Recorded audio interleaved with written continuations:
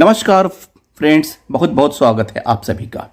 Friends, pension updation के बारे में यानी बैंकर्स के पेंशन अपडेशन के बारे में नित नई बातें होती हैं और कुछ ऐसे भ्रामक बातें हैं जिसके बारे में क्लैरिफिकेशन जरूरी होता है। कुछ ऐसे महत्वपूर्ण पॉइंट्स हैं जिनका क्लैरिफिकेशन होना आवश्यक है क्योंकि हम में से बहुत लोग इस बारे में क्लियर नहीं हैं। Issues of banks pensioner are being overlooked on wrong notations. Either UOB is not sincerely pursuing the issues or IBA is adamant to defy logic. First, in the first place, pension in the banking industry is not given out of profit as wrongly being claimed by the IBA. In banks, pension is given under the defined benefit pension scheme and is given as a deferred wage. Pension is given in lieu of the CPF surrendered by the bank employees and officers once they opted for pension. Fourth, pension fund is the originally created out of the CPF so surrendered. Fifth point, the pension funds get accruals every year by way of interest earned on the funds and investment made out of the fund. पांचवा point है छठवां point, presently the pension fund of all the banks including state bank of India put together easily exceed more than 3 lakh crore approximately as of the March 21. The pension scheme in the banks is a close-ended scheme because it is available to only those who were recruited before April 1999 and those who were recruited after the year 1999 would be retiring after another 17 to 18 years. So naturally the average age of the present retirees is above 70 years and quite a good number of them are at very advanced age of more than 85 years.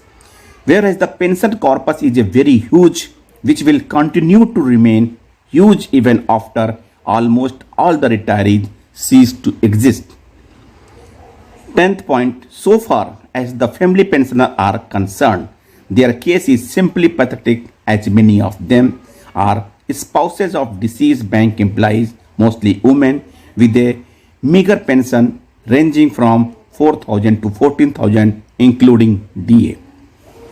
11th point, all the above pending issues when considered will not affect the banks even a bit as the entire amount will be paid out of the pension fund already available and fund will sustain even for all future commitments.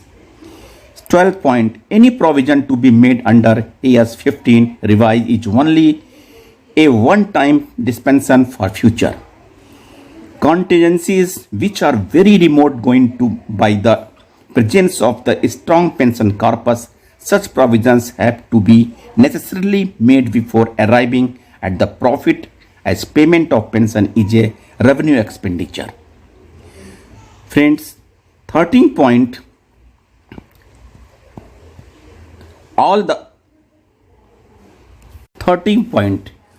the banks are making huge operating profits, which is clear proof of the efficiency and effectiveness of the employees and officers of the banks, both past and present.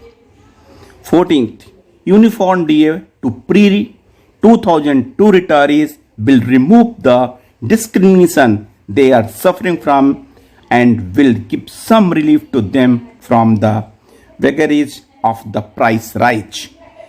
15th, as regards medical insurance scheme, the minimum expectation of the bank retiree is that the bank should bear the premium cost as it is being done in the case of serving employees and officers. The bank retirees have immensely contributed to the overall growth of the economy of the nation, especially after the nationalization of the banks, and carried out all the programs and policies of the government very successfully. More recently, Jan Dhan Yojana, loans, Mudra loans, demonetization, etc.